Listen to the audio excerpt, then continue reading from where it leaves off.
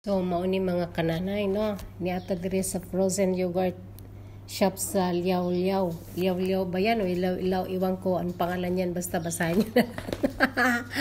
Pumunta po tayo dyan kasi nauuhaw ako. Gusto kong kumain ng malamig na ice cream suppose. Pero nakita ko tong yogurt. Dito na lang po ako pumunta.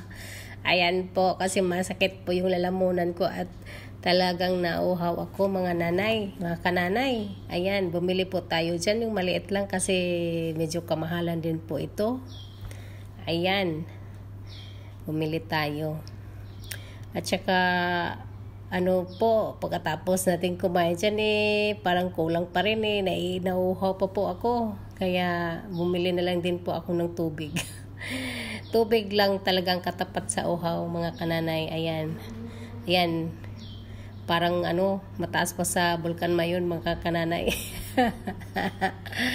Pero super sarap po niyan mga kananay. So, yan, hanggang dito na lang po mga kananay. Salamat po sa panunood.